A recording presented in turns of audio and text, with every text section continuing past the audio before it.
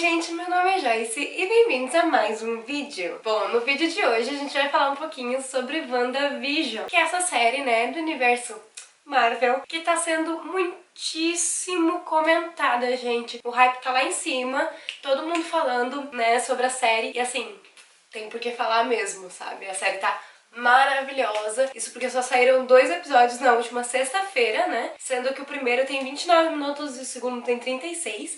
E hoje a gente vai falar um pouquinho sobre isso.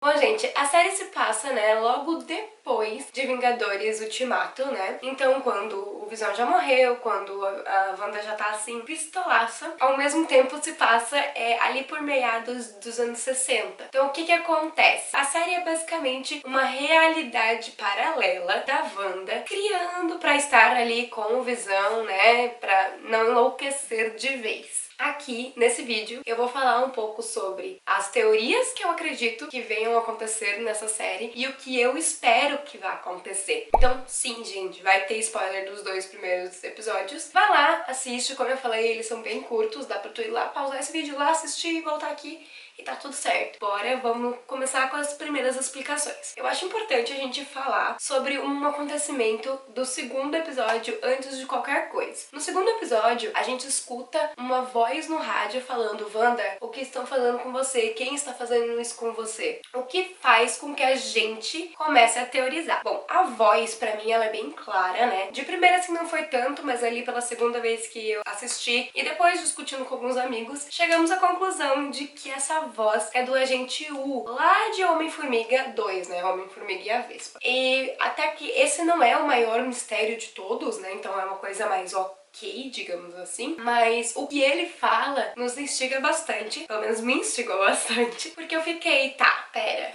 quem tá fazendo isso com você remete a estão forçando ela a criar essa realidade, será? Será que a Wanda não tá ali, tipo, porque ela quer? E aí a gente puxa lá a primeira cena pra começar a referenciar quem é que pode estar fazendo isso com ela. Então, na primeira cena, quando ela tá lavando os pratos estão voando, o Visão entra e um prato bate na cabeça dele. E aí ele fala: minha esposa e seus discos voadores. Bom, a gente sabe que a SWORD é uma empresa, né, que ela luta contra as ameaças extraterrestres. Muito difícil falar essa palavra rápido. Então, esse negócio de discos voadores ficou meio assim nas entrelinhas, né? E aí ela responde num clássico: meu marido e sua cabeça indestrutível, que a gente viu aí há pouquinho tempo atrás, que não é tão indestrutível assim, né, gente? E aí, beleza, a gente puxa ali a SWORD, e no final desse mesmo episódio tem uma mão feminina, que já tem muitas teorias aí na internet rolando sobre de quem poderia ser essa mão. Deixa aqui nos comentários se você tem a sua opinião sobre isso. Eu não vou falar sobre, porque eu realmente ainda tô teorizando e pensando, assim, não bati um martelo específico. Mas a gente vê um caderninho da SWORD lá também, e aí a gente fica,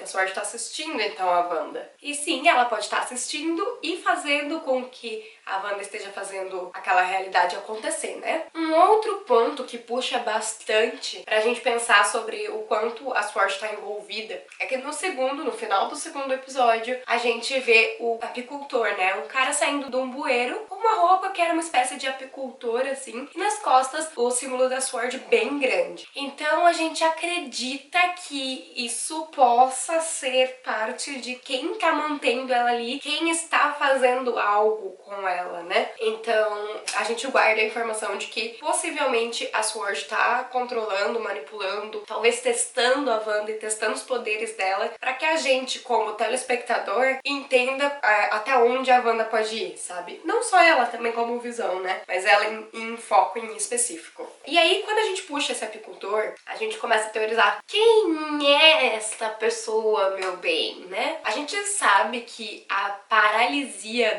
da Wanda ali, quando ela vê o apicultor, que ela vê e fala não, e rebobina pra mesma cena dos gêmeos não, eu já tô falando, teorizando mais pra frente, da gravidez dela, a gente sabe que é porque ela tá tentando criar um mundo perfeito e ali teve uma quebra desse mundo perfeito dela, né? Mas Eu acredito, justamente pela cena em que ela volta, que é a cena da gravidez, que aquele ali pode ser o Mephisto. O Mephisto é um personagem dos quadrinhos que é, digamos que um vilão pra Wanda, a gente pode dizer. Ele fica sempre orbitando, ele não consegue ir pra Terra, ele tá sempre entre dimensões. E se for mesmo ele, ele estaria ali pra tentar usufruir dos poderes da Wanda para sim ir pra Terra. E outras coisas que me remetem a pensar sobre o Mephisto, além do que eu já falei das conversas que eu tive com os meus amigos, é o fato de que o Mephisto, ele é um demônio, né? Ele é um diabo, bem conhecido por esses nomes pejorativos, digamos assim, demônio quanto diabo. E quando a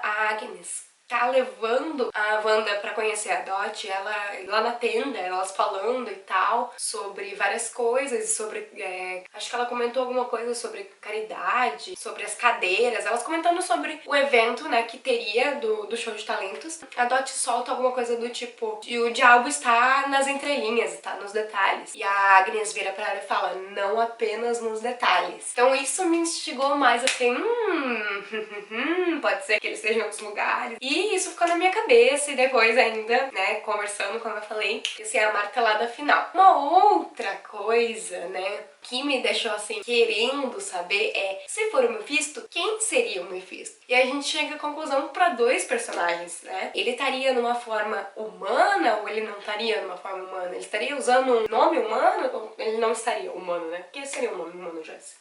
Não sei, gente. Não sei. Mas chegamos a duas pessoas. Então pode ser o Sr. Hart, porque ele aparece no primeiro episódio, e no segundo episódio a gente só vê a Sra. Hart lá na plateia. A gente vê a cadeira dele, inclusive, vazia. Aquilo poderia estar significando alguma coisa? Poderia. Mas pra isso ele teria que realmente assumir uma forma humana pra ser o chefe do Visão, né? Mas a gente tem um outro personagem que é falado, né? Foi falado no primeiro episódio e no segundo constantemente, realmente o tempo inteiro, assim, e só é falado mal desse personagem. Como se ele realmente fosse, né, um demônio, assim. E que é o Ralph, o marido da Agnes. Então, na minha opinião, pode ser que seja o Ralph, o Mephisto, né? E a gente vai descobrir aí mais pra frente, logicamente. Uma outra coisa interessante é que, como eu falei, a Wanda tá tentando criar um universo muito perfeito, muito fechadinho, né? E as coisas vão acontecendo e ela vai tentando manipular, por assim dizer. A gente percebe isso, principalmente no show de talentos, quando o Visão, depois de mascar os chicletes, ele fica bêbado, e eu achei isso maravilhoso, achei cômico, achei impecável, assim. E aí ele vai mostrando os poderes dele e ela vai, não, é só uma ilusão. Tudo ela consegue dar uma contornada pra parecer realmente um jogo de ilusões e não os poderes deles. E isso deixou muito claro pra mim que,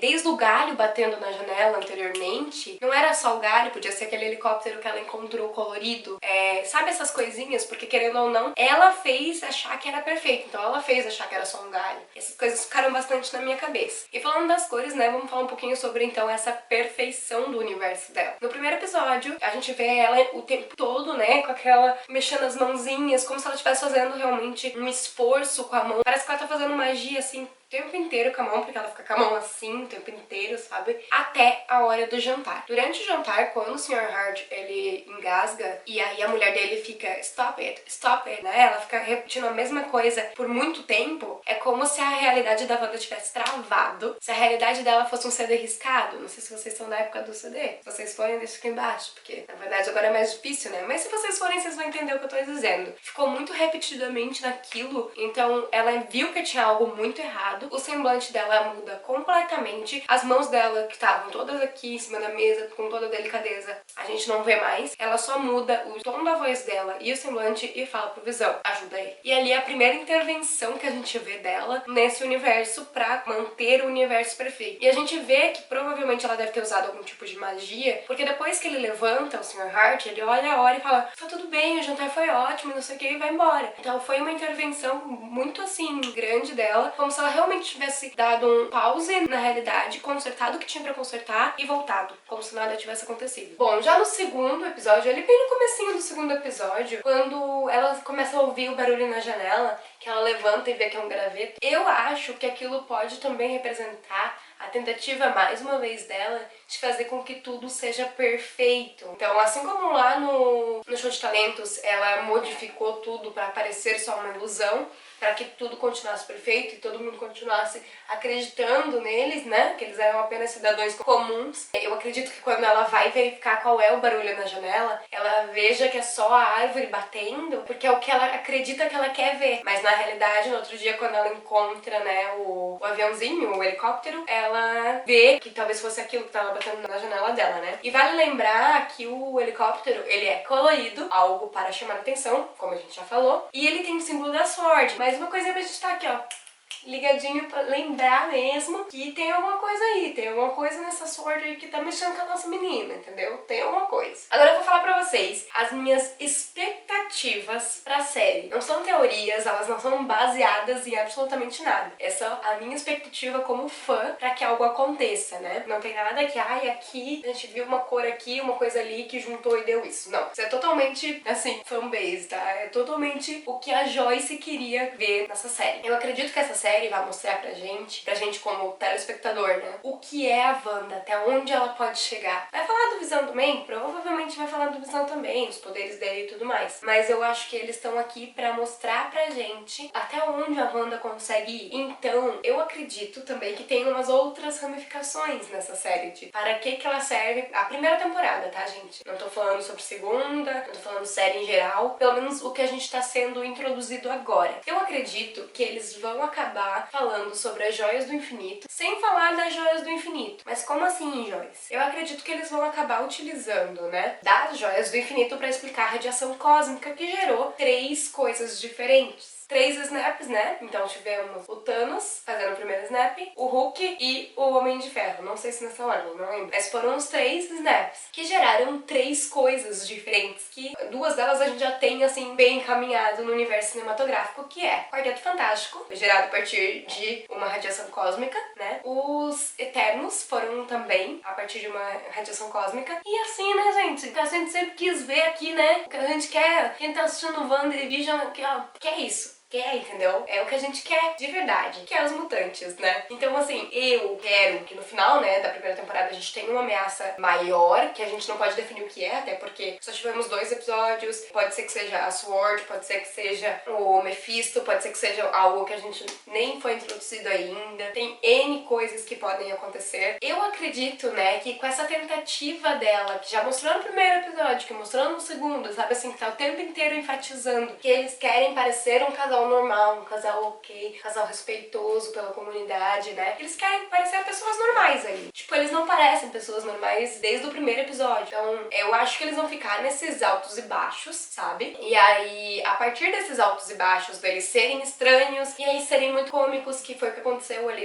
no segundo episódio, né? Eles passaram o episódio inteiro sendo taxado de louco, e aí no final do episódio eles recebem a taça, né, de os mais cômicos e tal. Então eu acho que vai ser os episódios todos, a temporada inteira, nesse vai e volta, e que vão acabar utilizando essa palavra de mutante como um termo pejorativo pra própria Wanda. Não sei se pro Visão também, talvez eles acabem aplicando pro casal, mas eu acredito que vão usar tanto esse termo pejorativo pra Wanda, que no final, quando tiver essa ameaça maior, assim, que a gente ainda não pode identificar, ela simplesmente vire pro Nick e fale, nós precisamos de mais. E ele vai falar, mais o quê? Mais Vingadores? E ela vai falar, não, mais mutantes. E aí vai ser assim, ó, pá, introduzido na nossa cara que os mutantes estão aí. Porque eu não sei se vocês sabem, mas os mutantes, né, tudo que envolve X-Men, tudo que envolve os mutantes era da Fox. Então a Disney não podia simplesmente jogar assim. E como a Wanda é uma mutante, né, nos quadrinhos, seria muito interessante ela, nesse rolê de realidade paralela, introduzir, né, os mutantes e falar sobre a criação deles. Até porque ela provém disso, os poderes dela, a maioria deles, né, é um poder só, mas a maioria do que ela consegue fazer dos poderes dela vem disso. Então seria muito interessante a gente ver essa linha temporal criando uma bola de neve numa realidade paralela. Porque se essa realidade continuasse, ia ter um boom, né, uma explosão, ela dando origem a quem ela é, basicamente. E a gente sabe, né, que segundo o cast aí, o Pietro vai aparecer, e o Pietro que vai aparecer é o mesmo ator que faz o Pietro, que faz o Mercúrio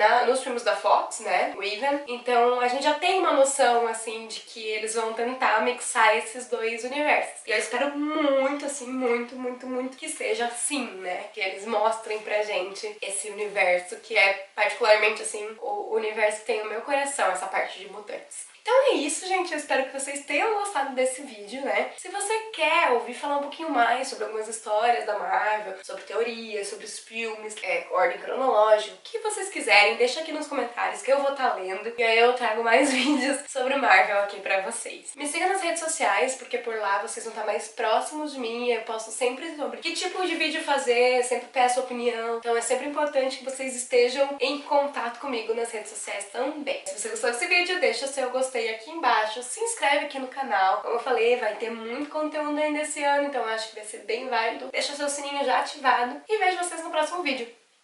Tchau!